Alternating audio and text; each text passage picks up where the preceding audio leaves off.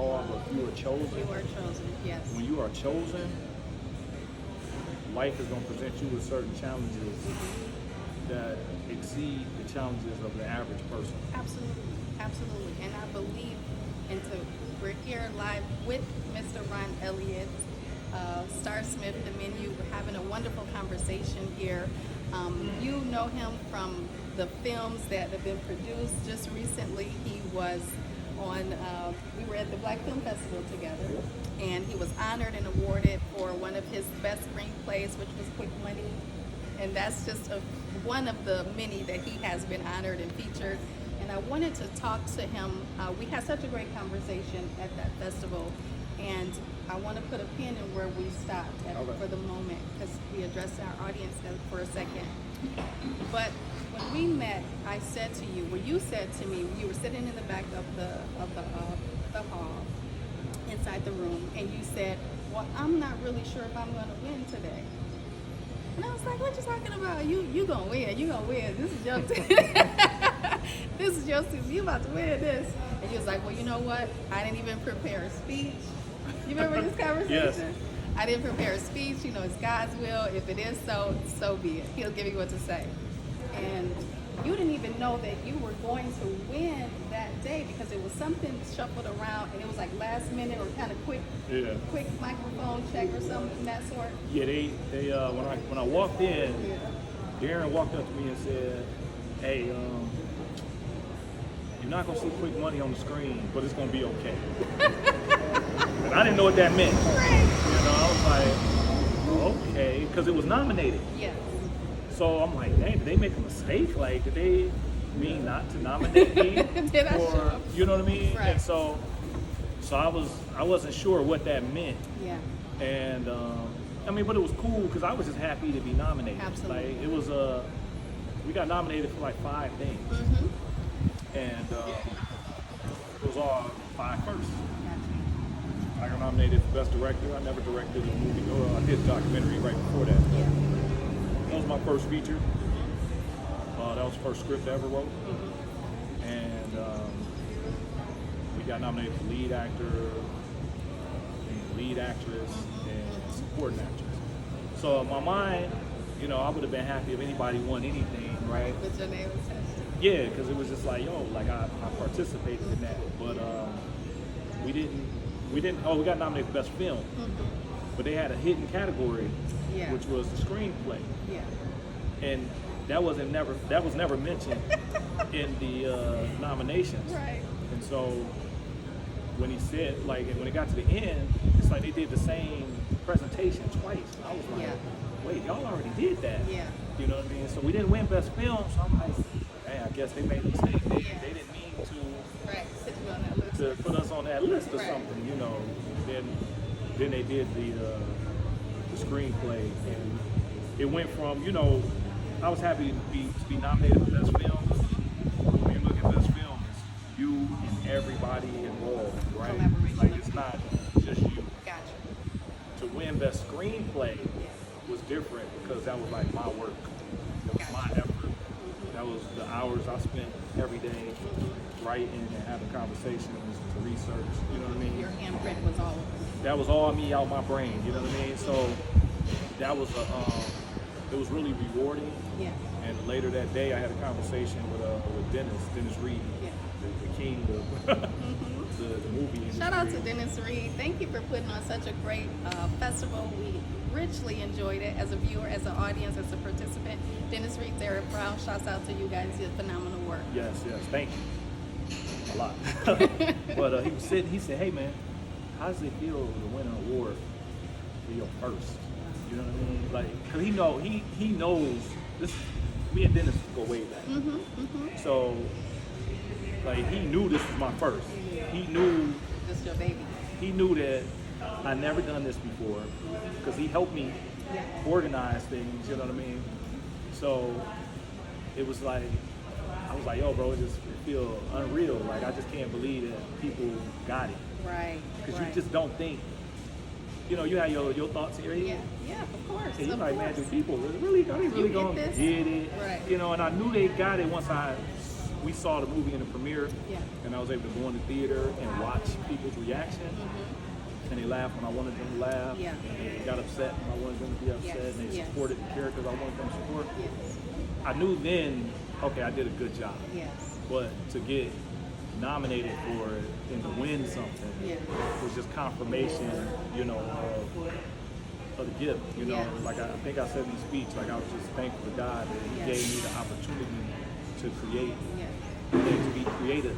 Yes. Because some people gotta get up every day and do something they hate. Every day. You know what I mean? Yeah. And I took a huge risk and pain in getting into filmmaking. Like I turned away from a lot of money, a lot of opportunities, and struggled. Like, you know what I'm saying? Like It's a sacrifice. it's a huge sacrifice to pursue your artistic endeavor Yes. and to stay disciplined Yes. in doing so, Yes. believing that eventually this will It's gonna pay off, right? And you know, I tell my friends when they ask me about it, like it's like a weird feeling because in front of me I can see all the promise. In the back of me, I feel like I'm getting beat, stabbed, shot, like, Nailed to the cross. and I'm feeling it all at the same time. It's like I'm feeling the best of everything Yeah. and the worst of everything at the same time. You know what I'm saying? And it's a weird feeling. I've never been here before in my life, but I feel comforted in knowing that God purposed this for me because of the way it happened. Yeah. You know, Yeah. it was an effortless Yes. opportunity where other people would die to make a film. I made 3 in 18 months. Wow.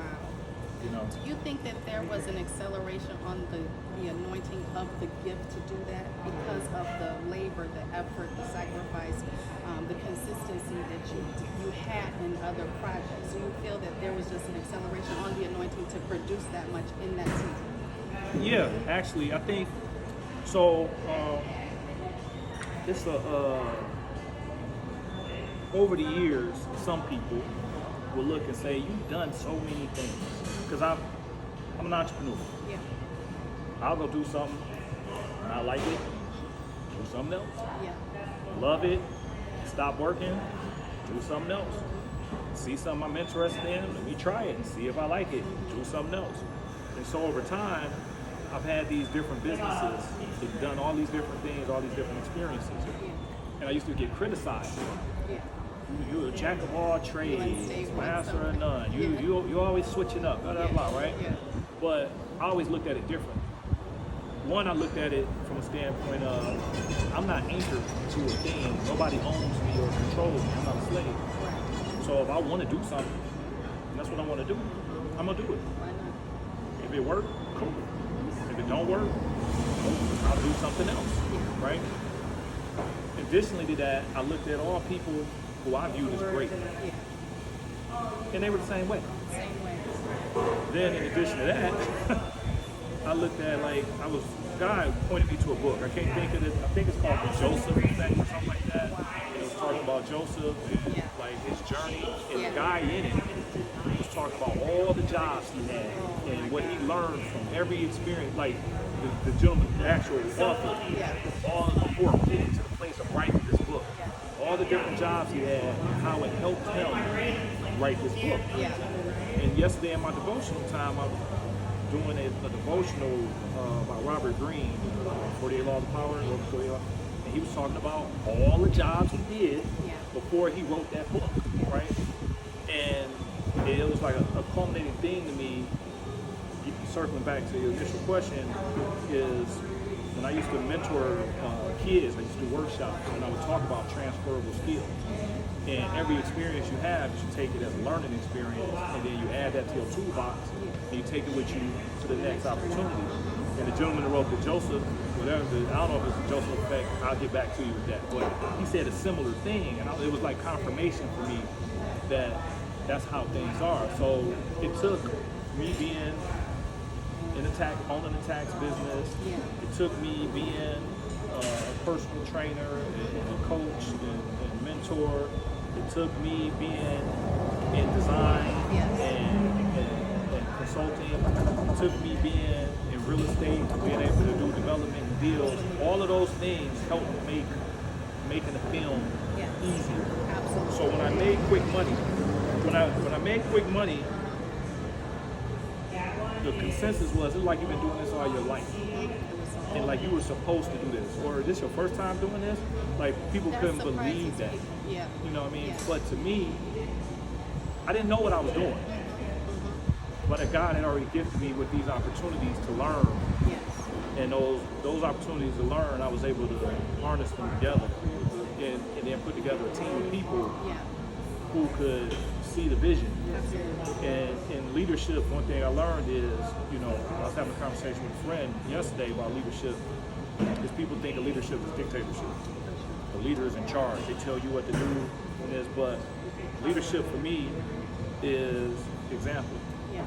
And when I was on set, one of the gentlemen, he was a gaffer, and they had to carry some equipment. I went and helped get the equipment.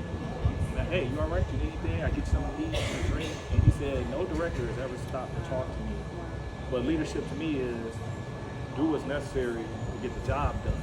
You know what I mean? Like, how can I, in ancient times when people went to war,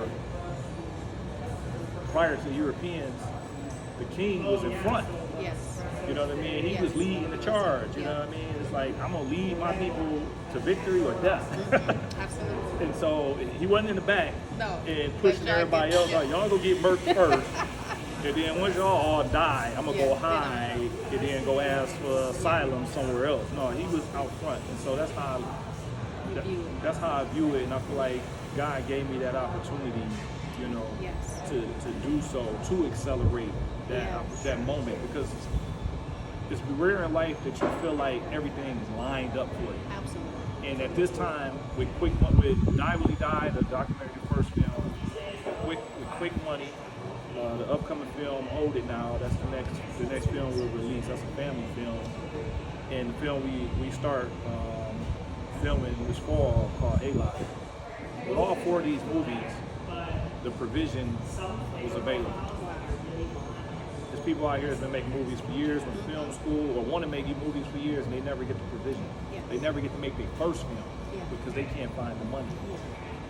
The money's just been falling in my lap That's to do it, right? Yeah. So I feel like, you know, when you're prepared and you are focused and you take the pain, because I took the pain. I didn't do anything. I stopped doing everything.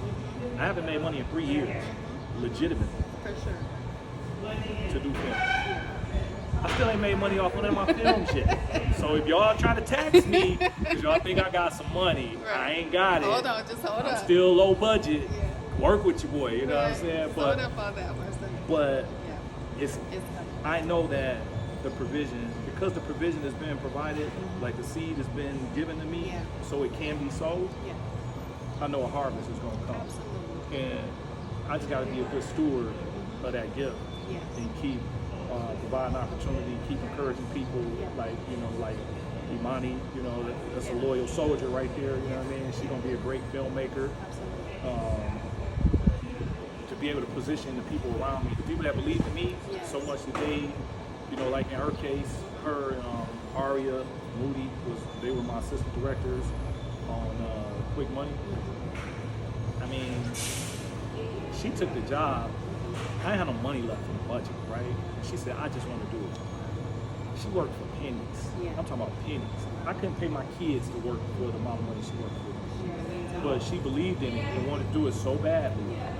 And then not only did she show up for work during times of work, she worked overtime and didn't get paid for it. You know what I'm saying? So when the next opportunity came, I made sure that I overcompensated. And when the next opportunity comes, I'm gonna keep doing that because she did what I did in the sense of, yeah, it's like I took the pain to be in this space. She took the pain to help me, and so I feel obligated to people like her to have success, so that I can help them have success. It ain't even about me, you know what I mean? It's really about them. Yeah. And that's what a leader is. The conversation is so fast and where we can start and stop and switch lanes. But just talking about the position of a leader, the least is always, if Jesus Jesus says this, that the greatest among you be the least. Yeah. So those of us that are in leadership position, we have to be servants to those that are in our camp or that are in our stead or in our families, because we have the responsibility, and that's a great responsibility, but we have the responsibility of accountability. Right. Right? And so leadership is just that. Let the greatest among you be the least. And so that's where the foot washing and the servanthood and the servitude comes from. And you demonstrate that very well. When I was on my way driving here, I said, well, what Bible scripture can I, because I always try to leave the audience with some type of inspiration. And it came to me about Joseph. Okay. Funny, I brought that up. This is absolutely incredible, I swear to you. Joseph's coat was many colors. Yes. And this is what the Holy Spirit said to me. It represented a multitude of his gifts. Yes. Okay? So when you talked about, I did this and I did that, and I'm the same way. I cannot be confined to 9 to 5. Right. I'm too creative. Right. And it's too much inspiration around me to be able to be in one solitude place for 12 hours a day. Right. I just can't do that. Right. So you wear this coat of many gifts and talents and abilities. And so when you're doing job A or you're doing something job B, and these are jobs that you create, Right. and it comes from the inspirations inside of you, or it comes from these desires. So I want to just take a moment and encourage the audience. It's not that you're moving around or you're unstable. You're really fulfilling the purposes that God has for you in every season. And it's most oftentimes you're going to get your feet wet in different rivers. Yes. And you have to do that because on the journey, that is a part of becoming. Yes. Becoming the person who you were purposed to be. Becoming means it doesn't end. Right. It's always another level. It's always the next thing to do. And it helps to grow in your relationship with God. Even on the journey, you can see, and I'm sure you can attest to this, how you get closer in hearing the voice of Yes. God. How you get closer in obeying the word of the Lord. Yes. How you get closer in making connections with people that you have not even met for a number of days, even weeks, even years. Yeah. And so that's very important that you get on to that. And even with that, when Joseph had this coat on, there were many people that was envious of him. So we talked a little bit about, the doing and becoming and all this, but you're going to get people that are very envious of you because of these gifts that you have. Yes.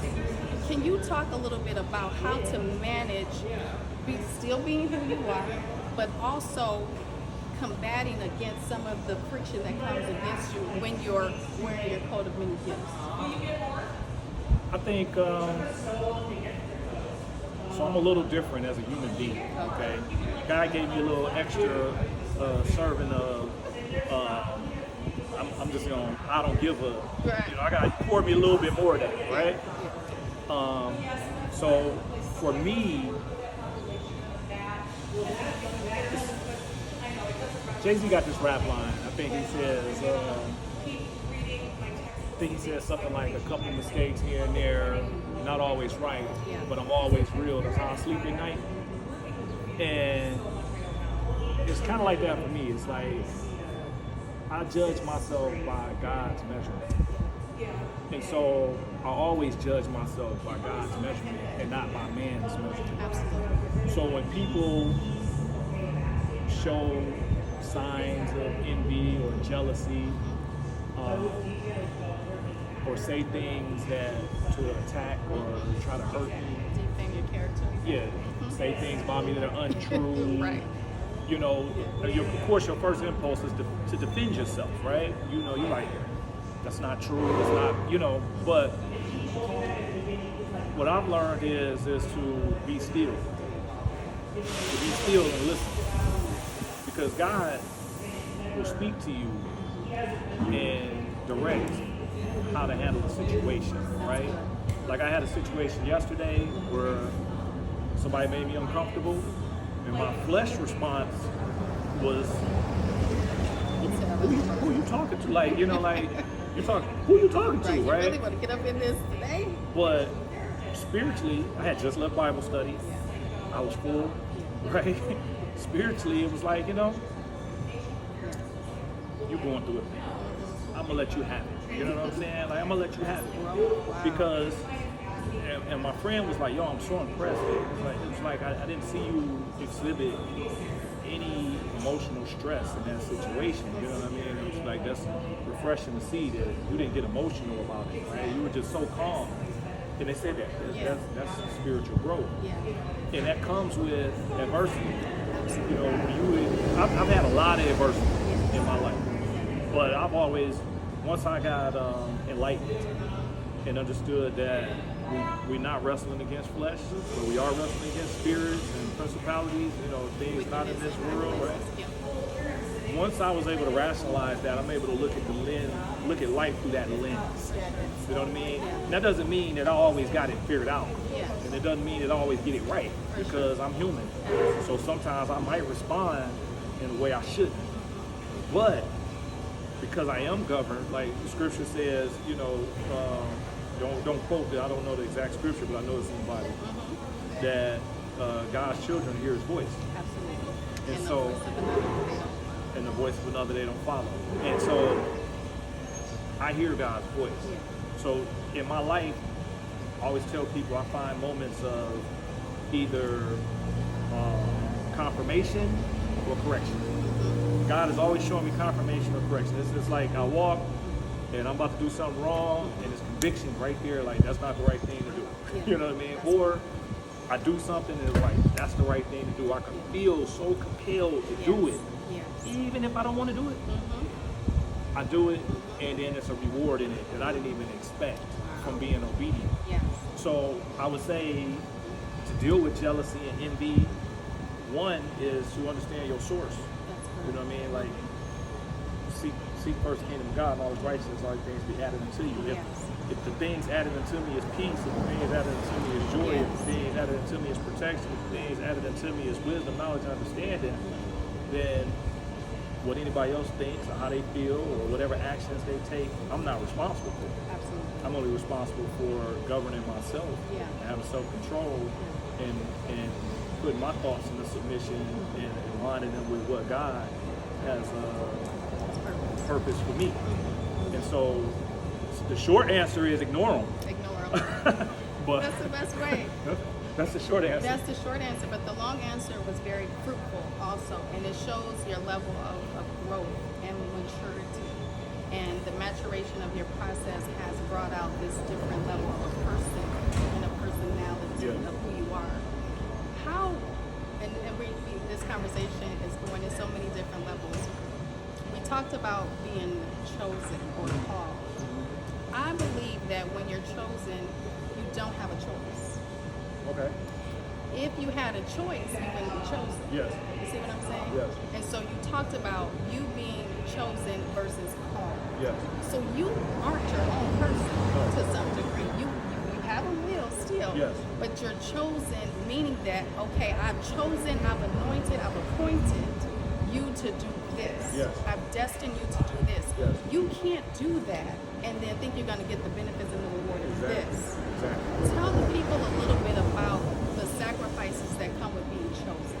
Because I think when people see you in the level of success and they see you winning awards or they see you in a certain stature, they believe that it comes easy. Right.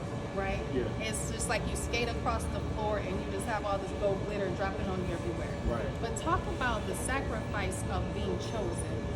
Is it lonely? Yes. Talk about that, because I think people don't, and I'm a lone person. Right. Because I have to stay in tune with God all the time. Right. And when you're responsible for so much, you get counsel, and I enjoy counsel and I enjoy advice, but you're the person that's going to make the final decision. Because you got to live with it. You have to live with it, and you have to make sure these people eat.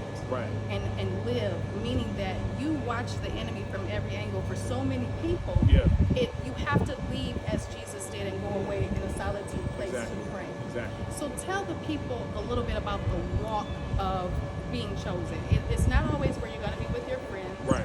You're going to be independent of a lot of things that everybody else can do Right. that you cannot do. Right. So just encourage them in that and talk a little bit about your journey as being chosen. So, well, that's loaded. In being chosen, I give you a story kind of like when I was young, right? I was I was always the person people would come to for advice. They always bring me their problems. But I'm young. Right. I don't care about your problems. I don't want to hear it, right? And people would say, Ron, you're so mean, you know, or they're like, well, don't talk to Ron unless you want to hear the truth, because he's going to tell you the truth. Yeah. You know, if you can't handle the truth, don't talk to him. No ask. Because I'm very to the point, Yeah. you know. And when I was young, Wait, let me say this, because maybe that's why you and Dennis Reed get along so well. me and Dennis do not get along, right? Let me say that, hold on. Dennis is one of my best friends, right? We've been friends for 20 years, 20 plus years. He said to me one day, we were in the car, it might have been the night of the Biffa. We were in the car, we went out to eat, we left. He was dropping me off, because I called Uber, I didn't want to drive. Right. And I was like, yeah, I'm just gonna get an Uber. He's like, nah, bro, I'm taking you home. And we're in the car, we're having a conversation, deep conversation. And he says, Ron, we've been arguing for 20 years. You don't like to listen. This is what he's telling me, Right. because we just have different, I love him, he loved me. We see the world through different lenses. Yeah. And it's good. In that conversation, I would say, I learned something about him, Yeah. and I learned something about myself. Wonderful. And when it was over, and I got out the car, I sent him a message and told him, I really appreciate you. Yeah. Like, And you do appreciate that. yeah. And I noticed even when he was giving, speeches, he was very forthright and, Yeah. and just very frank, And he was like, y'all motherfuckers, Yeah. look good out there. Oh. And he's just very That's direct. how he is. He's very direct. Like you don't have to worry about. Yeah, sugarcoat. He's not sugarcoat nothing. He don't like it. He gonna tell you I don't like it. And I think that's something we get along about. Yeah. Is that we cut from that same cloth. Like Yeah. you know where I stand. Yeah. You always know where I That's stand. wonderful. You know what I mean? If Yeah. I don't like you, Yeah. You're gonna I don't have a problem telling you I don't like you, but I'm not gonna tell you that. I'm not gonna think about you. But Yeah. if it was confronted, if it's a problem, That's I what want it to is. let's talk. Let's Yeah. have a. Is it gonna be a problem? Do it need to be a problem, You can or let it just go. or can we let it go? Like Yeah. so, I'm like that. You know what I'm saying? And I do respect that about Dennis. You know what I mean? But yeah, I am very to the point, and I don't sugarcoat. No BS people around. No. I don't like BS. Yeah, no. Just tell I'm me gonna give it to you straight. Yeah. Like it's, Yeah.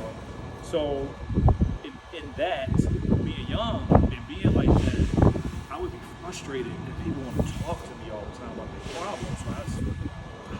So I got my own problem, right?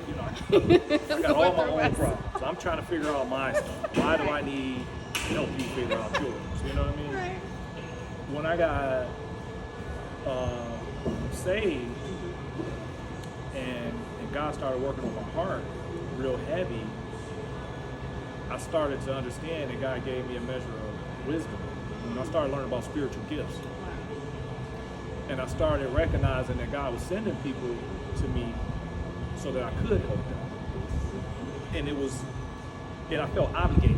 So when you talk about the chosen, see, when you're chosen, it's not a matter of, like when you said your destiny is it's predestined for you, what you're going to do. What happens is you find yourself in situations where you have to use your gift. Yeah. Like the situations are presented. Yes. And you do have a choice. You have a choice whether to engage in it or not to engage in it. But like you said, if you don't engage in it, you don't reap the benefit of the blessing from it. But you almost feel guilty Yes. when you don't, when you're chosen. See, when you could be called Yeah.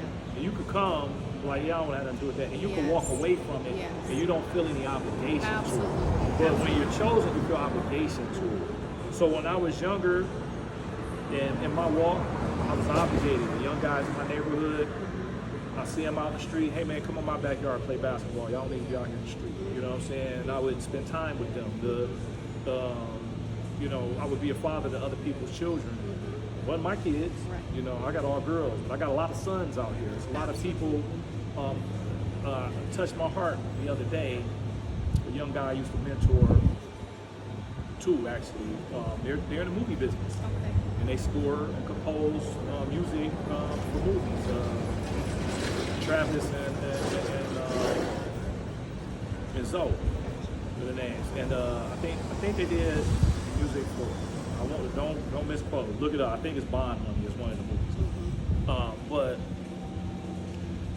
Zoe put a post out talking about how they had to learn how to make music on a real keyboard and all this type of stuff. And Travis reshared it and shouting me out, telling me thanks for teaching them. Yes. You know, because I used to just let them come in my studio and work. Like, here, this is how you do this, you gotta do, you know, not charge you studio time, not just really helping you learn. Yeah. And I've always felt compelled to give back. Even when I was a kid, when I was younger, I used to help younger people, but I always felt compelled to do it, like I'm supposed to do it. Yes. Yes. And so, in being that way, you expose yourself to be hurt a lot. Absolutely. You know, because people would take advantage. They take advantage of the person that's so giving, that never asks for anything back, Yes. that doesn't require anything from you, right? Yeah. And that becomes lonely because you have to deal with yourself and start asking yourself, at what point do I take care of me versus take care of all of you, right? Yes. Yes. And you struggle with that because you don't, at times you feel selfish for self-care, Absolutely. you know? Absolutely. And then you have to realize that, no, I have to take care of myself, I'm gonna take care of other people. And you have to unplug as well, because you gotta unplug and recharge. Yes. Because what happens is when you're like, I'm gonna help everybody, I wanna help everybody, I wanna help, you just feel like, I'm the type of person that feels like I'm supposed to help people. Yeah. But you pour out so much Yes. that if you don't pull back, like you mentioned, you know, like Jesus going away Yeah. to pray and things like that, if you don't do that, you become depleted. Absolutely. But then even in doing that, the people who are so used to you pouring into them, a lot of times they so used to taking from you Yes. that they don't understand when you pull away. They think you acting funny, or you know, why you acting like that? I ain't seen you, or it's not that I'm acting funny. It's not about you. It's about me. It's about you. Like, I need to recharge. I need to Correct. recharge my battery, because if I don't recharge my battery, I'm no good to Yeah. anyone. No. And so that's the part that becomes lonely, because when you know you have a mission and something you have to do, and other people don't, people are naturally selfish and they want so much of you, but you can only give so much of yourself, then you start to kind of put a hedge around yourself to protect your energy. Absolutely. And when you put that hedge around yourself to protect your energy, you have to, it's like you think differently, you know what I mean? You have to maneuver differently, you have to treat people differently Yes. than you may want to at times, you know what I mean? It's like, I have an issue now with someone where I have to put boundaries up. Like, and the boundary is not for them, it's for me. It's for my peace of mind. Yes. I can only experience them for so long, in any capacity, Absolutely. before it feels unhealthy for me. Now, from their perception, they may think I'm being mean, I'm being a jerk. They may think a lot of things, right? But because they're not going to take time to self-examine Yes. and ask, what effect am I having on this individual? They feel like I need to set boundaries. they need to set a boundary against me, you know what I'm saying? But for me, you know, even in doing that, being chosen because you care, you don't want to hurt people's feelings, Yes. right? Yeah. But at the same time, it's like, okay, do I sacrifice myself Yeah. for your feelings? For sure. Or do I make a decision that's healthy for me, for my mental well-being, right? And so, yeah, when you're chosen, you're thinking, part of being chosen is you're obligated to think and be responsible for other people. Yeah. But if you're not chosen, you don't feel that obligation. Yeah. You feel the obligation of yourself. Yes. And you're selfish in all your ways, because you only think about what's good for you. But when you're chosen, you don't just think about what's good for you. When you look at Paul, right, in the Bible, Paul, after his conversion, right? I mean, let's Saul to Paul, right? Yeah. From Saul to Paul, you got Saul that's arrogant, that believes he's God's avenger, you know what I mean? And he's going to punish everybody that does not follow the law the way that they're supposed to, Right. until God stopped them. God didn't stop him through a person, God stopped him, Yeah. blinded him, Blinded him. made him have to rely on the voice of God. That's incredible. And once he was stopped and blinded and had to hear from God, why are you doing this to me? Yeah. You know what I mean? Yeah. For his heart to soften, and once his heart softened, Yeah. he became the greatest apostle. Yes. In addition to that, in being the greatest apostle, when he talked about having a thorn in his side, it was almost like I need this thorn in my side Yes. to keep me from thinking it's me. Absolutely. And so I'm in these situations because seed time harvest is real. Like seed time harvest is real. You sow these seeds, Yeah. a harvest is coming. Yes. Maybe if you repent, the harvest is not as bad. You know, if you're sowing bad seeds. Yeah. Maybe- It worked on both sides. Yeah, it works good and bad. It's good It and works bad. good and bad. Yes. So in his case, he reaped a harvest from his actions prior to conversion. Yeah. But he reaped a blessing at the same time, Yeah. right? Yeah. But he was aware of. It said, I think it's a scripture that says, "Don't be impressed by your own wisdom." You know what I mean? And he would have been impressed. He's so intellectually Yeah. above, Astute. Yeah. you know, the average person. He would have been that way. He would have been his own God. And he needed that humility. Yes. And I think circling back to leadership and being chosen, because being a leader is a chosen position. Yeah. You're elected. You don't choose yourself to be the Don't leader, choose right? yourself, You yeah. know, you're elected in that position. Yeah. The reason why it's so hard and challenging, you go through so many problems, Yeah. things. You feel like you're always under attack, whether spiritually, physically, Absolutely. emotionally. Yeah. You go through so many things, I believe, to be reminded of your humanness Yeah. and your need of God. Your Because relatability, yeah. I can't lead if I don't follow. You have to follow somebody. Gotta follow something. Yeah. You know what I mean? I can't lead if I don't follow. Absolutely. So I believe that loneliness is a part of leadership. You have to separate yourself. You got to live a set apart life. Yes. And you live in a set apart life in a world where everybody wants inclusion. Yes. Everybody wants a piece. Everybody Yes. wants to be a part of. Everybody wants to share every single thought. It's like I took a few days off social media, right? Just cause I'm like, yo, Should. I'm like, I've been on here for a couple months because the movie came out, kind of had to promote. Hey, buddy, go away. And yeah, I'm like, all right, I don't want to share every moment of my life Yeah. with you. You know what I mean? Yeah. Like, And now you should have the right to do that. yeah, I don't want to have to post for your well-being every day. Yeah. You know what I mean? Yeah. I share stuff. I mean, if you follow my page, I mostly share scripture. Sometimes I let you see me and my kids, you know, Very private. but I'm not sharing my whole life on social Tell the media. people where to follow you before while we're right here talking about that. Where can we follow you? I'm everywhere at Ron's Life Speaks. That's YouTube, that's Instagram, that's Facebook, that's LinkedIn, Awesome. RonsLifeSpeaks.com, everywhere at Ron's Life Speaks. I like speak. When you talked about Paul to Paul, the conversion, even in that, God was very merciful to him. Yes.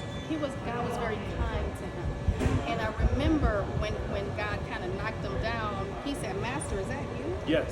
And even in the adversity that he was causing for so many people that loved God, and he wanted to execute them. Yes. He wanted to murder them. Yes. Okay? And he even knew in that moment that was God. Yes.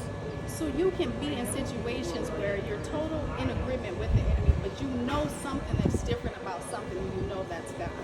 And I think everybody, that was a conversation we had in Bible study last night, actually. I'm all in your conversation at Bible study because we're on the same track. Yeah. The conversation was, how do you hear from God?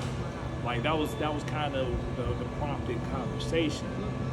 And it's crazy because like one chapter God led me to was Isaiah, chapter 30. And in it, for those who don't know, Isaiah was a prophet. Typically in the Old Testament, when the prophet came around, it was bad for you most of the time. Right. It's like, hey, you're doing something wrong. And Isaiah was talking about, or God was talking through Isaiah about Israel's rebelliousness. And he was talking about how you're asking for things and I'm trying to give it to you, but you keep refusing it. You ask me for wisdom, but then you go to another God. You ask me for provision, but you go elsewhere to get it. You know what I'm saying? It's like you're constantly asking me for things, but you keep running away from me. And you keep running away from me, and you're not getting what you want. You're not getting the results you want. You're not getting anything you need. And I'm here to give it to you, but you just seem not to want it, right? And then it talked about how if you would just kind of like submit to me, then you would hear me say to you, go left, go right. You will hear me say to you what path you should take, right? You will hear it. So it's like a lot of times we feel like we can't hear from God, but it's not that we can't hear from God. It's that because God never goes away. No, He's not showing up one day and then not showing It's like up. God is here for you at all times. The issue is we pull away, we run away. Yeah. Like I tell my kids, it's not hard to do the right thing. No.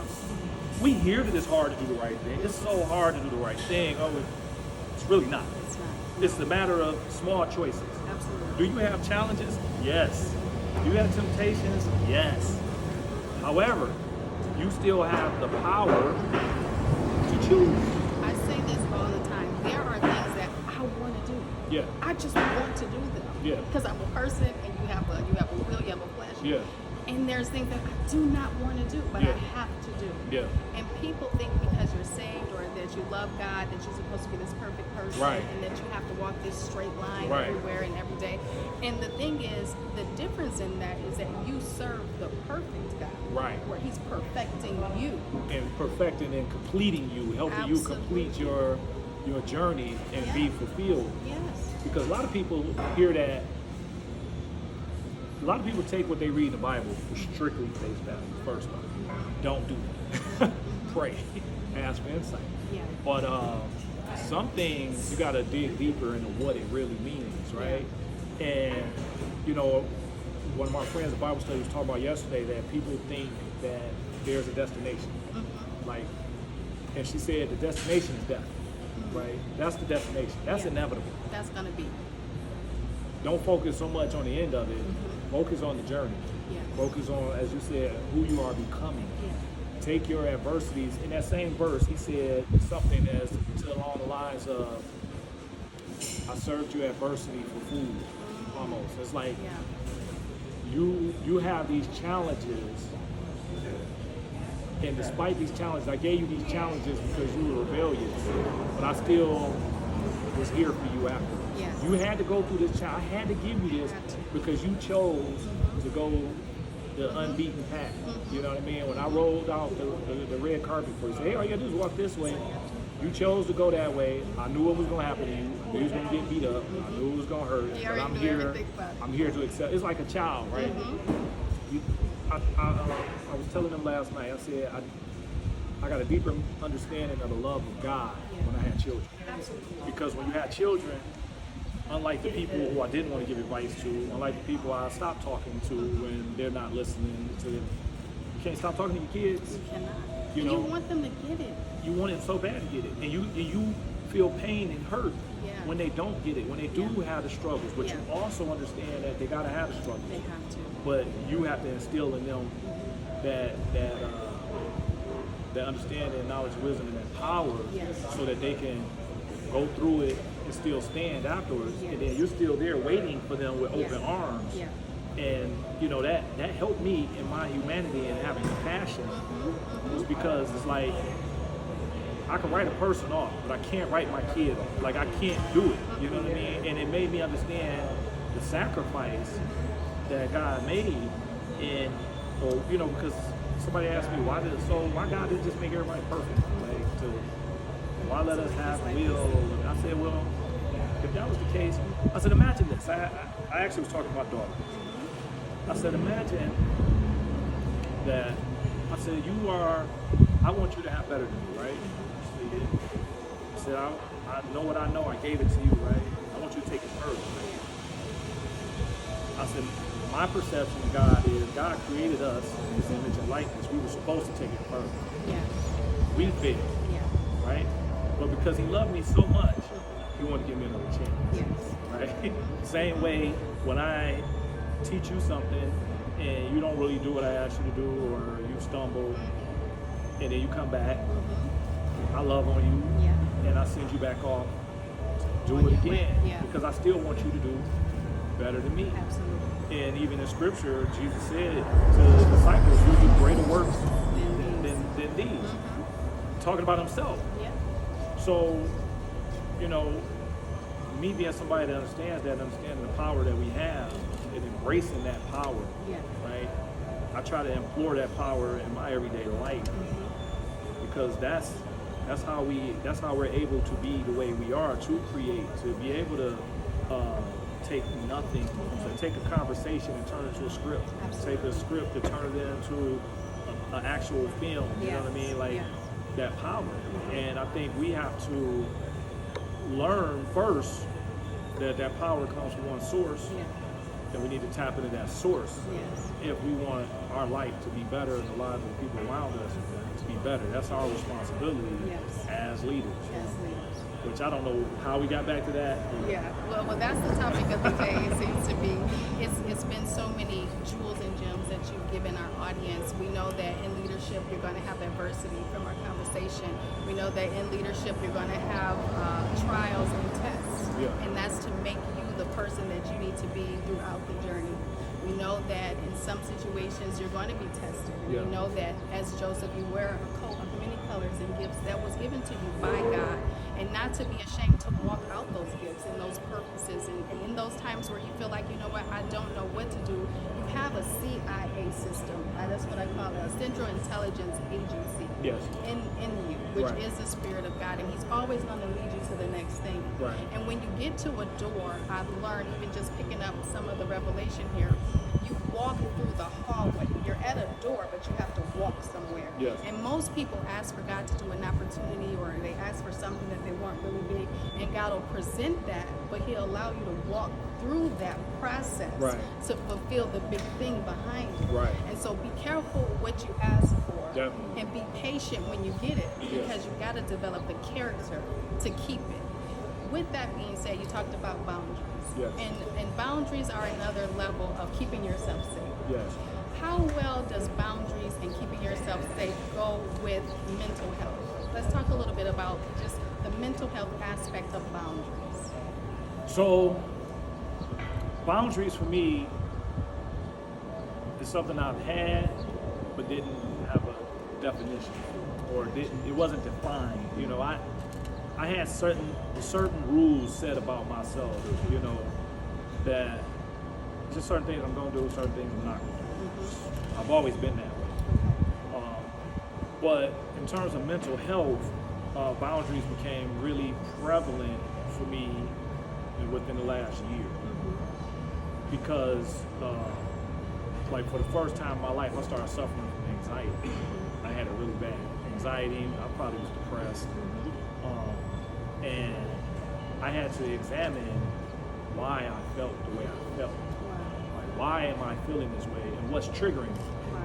You know, what is causing me to feel this way? You know, I had a period of time where it was a long period of time where, like, I couldn't feel my hands, my arms was numb.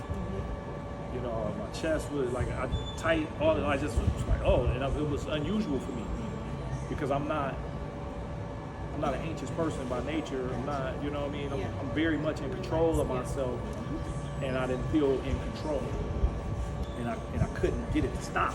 Right? You know what I mean? I was doing everything I could. You know, I'm boxing, doing yoga, I'm getting massages, I'm seeing a chiropractor, I'm in prayer every morning. I'm doing everything I could possibly do to get rid of this, and I had to start setting boundaries, because I noticed that certain individuals or certain situations would cause it to get worse. Say that again, because that is extremely important. When you see things are getting worse, what did you observe? Just reiterate that to the audience. Like when things would get worse, I would feel like a rising in my spirit of discomfort. You know what I mean? Sometimes it'd be hard to breathe. Sometimes you just start You be overwhelmed with tears. You don't even know why you're crying. You know, like, and as a man, you start crying, you don't know why you're crying. That's scary. You know what I mean? Because you're like, what's wrong with me? You know what I mean? Like, my estrogen levels high? Like, What's going on here? am I losing my manliness? Like, what's going on? Like, why am I in tears right now? You know? And me personally, I had a friend that supposedly, I say supposedly, because I don't know that I believe he did it, but supposedly committed suicide. And it scared me to have thoughts that were not empowering. You know what I mean? Of course. And so in feeling that and not feeling like myself, my normal, confident, bold self, you know, carefree self, I recognized that I had to build a wall around me for my spirit, for my soul. Because certain situations and individuals, I would say spirits, you know what I'm saying, I felt like I was under attack, like massively under attack. And it was important because when you start losing yourself or feel like you're losing yourself, or respond, like I told you earlier, I had a situation and I was calm and I felt myself not being calm. Right. You know what I'm saying? I felt myself thinking of things that I shouldn't think, you know what I mean? Hoping for things I shouldn't hope for. And so I had to build those boundaries for my own self. You know what I mean? It didn't matter. It's like, okay, you need to just go lock yourself in this room, stand here, and deal with yourself. Like, you know what I mean? You versus you now. Yeah, you have to consciously bring your thoughts into the submission of God, because that's the only way you're gonna heal. That was for me, right? And so that's when the boundaries really became important. You know, it's kind of like so I've always had them. I've always had certain things where it's like, okay, I don't party. I just don't. It's not my thing. I don't see any benefit in it. I don't know what am I gonna gain? For sure. So I get invited to things. I may not go. I'll take offense if I don't come to your event, but I wouldn't say I have social anxiety because I'm a very social person. But it goes back to that energy. The environment. Like I absorb energy. Like I'm around people, I can feel their energy. If I don't like the way it feels, I can't be around you. You know what I mean? And you know, a lot of people vibrate on a very low frequency. Absolutely. And I'm in a space. In my life in general, I have been living in a high frequency space. So when I get around, I think when I told you, when I first met you, I said, you got really good energy. I think that's what I said to you. You did say that. Because I could see it, you know, I could feel it, you know. And I'm very in tune to that. And so the boundaries become important for your mental health, because when you're in a space, particularly a good space, you want to stay there as long as possible. And that doesn't mean you won't have stresses and you won't experience things, but you want to be always in a place of peace if you can. You know, and a lot of people, I realize, they never achieve that. But once you achieve it, you never want to let it go. Well, you don't. And when you lose it, you feel like distraught, because you're like, no, I got to get this back. You know what I mean? And for me, like I said, I did everything I could to heal, and it got to a point where I had to ask God to take it out. I mean, I was praying, but it was like I got to a point where I was done. I was like, God, you got to take this out. I can't. There's nothing else I can do. I'm feeling overwhelmed. I'm about to crack. And in my life, God has been faithful to answer my prayers, and He answered my prayer, and it went away. Now, I still had moments where triggered, I could feel my hand used to shake. I know I'm triggered because my hand starts shaking. I get a text message, I get a phone call, I hear a voice, my hand. And that stayed for a minute, I prayed against that. God, let this need to go. And it took time. And then in addition to prayer, I'll say this. You gotta be conscious of your own conversation. Like, you gotta be conscious, because the voice that you hear in your head is your voice. And so you gotta be conscious when you talk about mental health of and I talk about this in the film Die Really Die.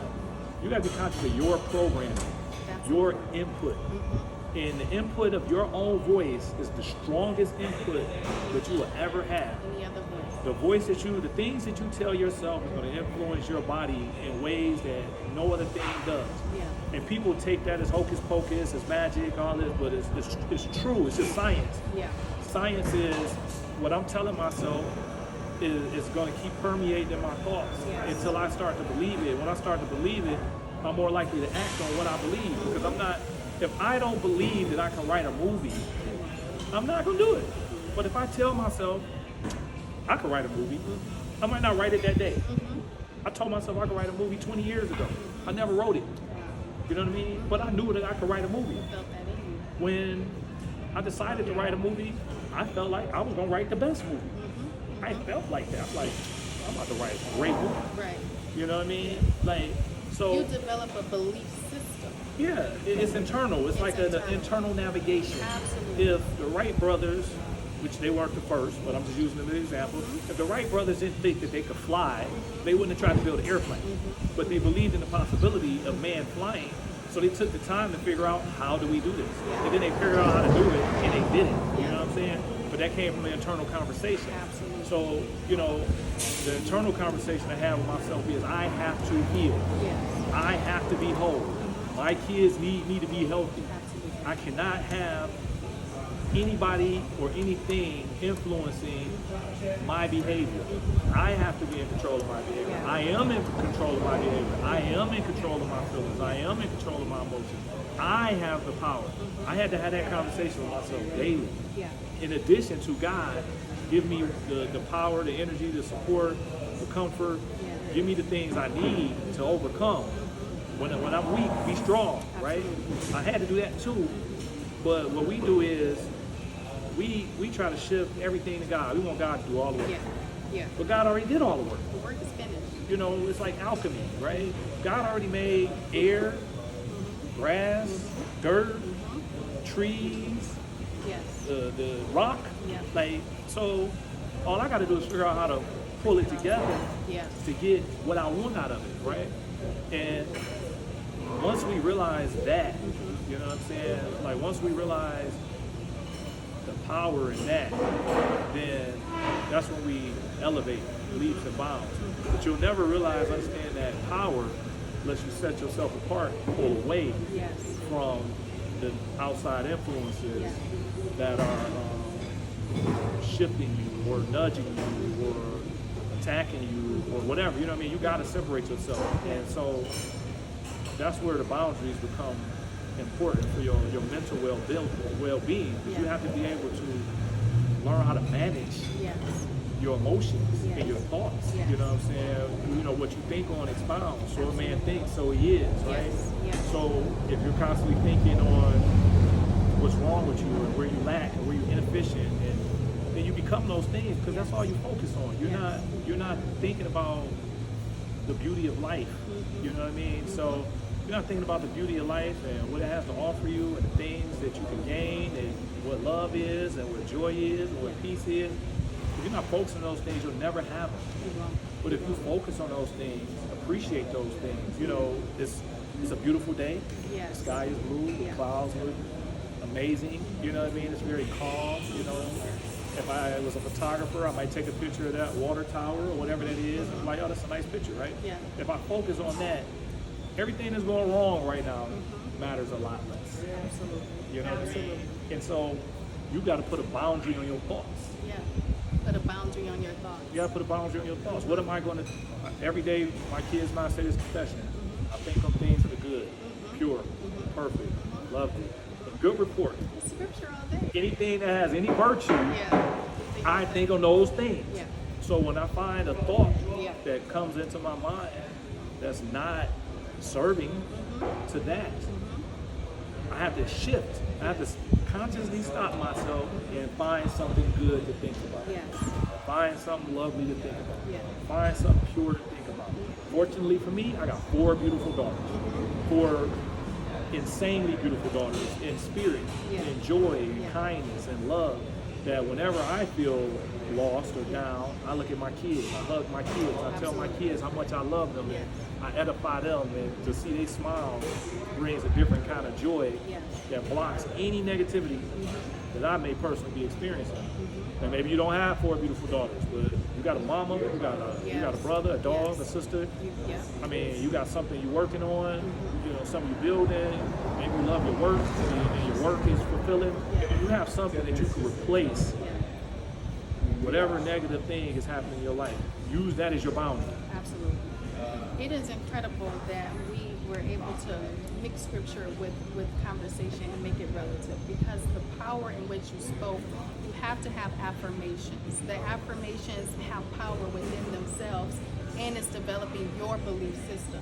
The more repetitive, as you said, that you are with reaffirming or confirming or affirming who you are, what you choose to think, who you choose to be, where you choose to go, or what you choose to see or view out of life, you start to become those things. You start to become that thing. You talked about the children. You take moments to have pleasure in seeing them eat, play, work, walk, you know, all the things that they do on a day-to-day basis, things that you didn't see that you saw yesterday, you see them today.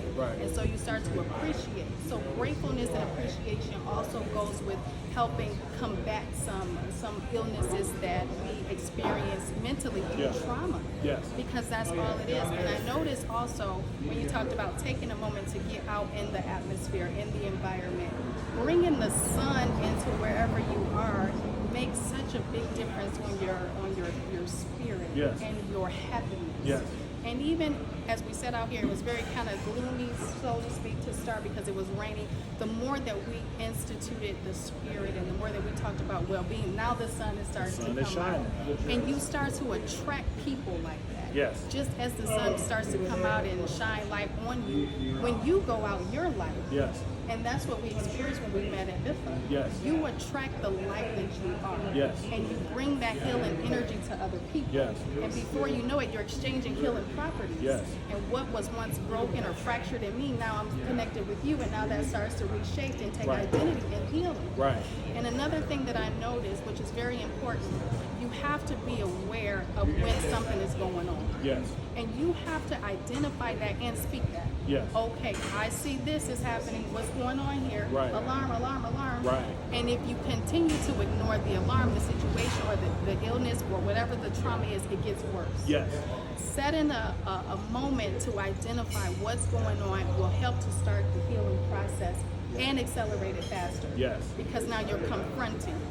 Most people do not like to confront issues. It's difficult. It's very difficult. Because people don't want to. Sometimes it's easier to accept your flaws than to fix them. You know, you become comfortable in your misery. Become comfortable in your misery. And you know, that's where you hear people say misery enjoys company, right? You become comfortable in your dissatisfaction. You allow those thoughts to live in you, and you just accept those things. You're willing to accept those things. Back to that, like that chapter in Isaiah. I wish I had my Bible, but he talks about that. It's like you. Matter of fact, hold on. Give it. Hey, wait, we must get this my Bible daughter, right quick. my sweet, lovely daughter. Can you hand me my phone, please? I gotta read this. No, I want him to read this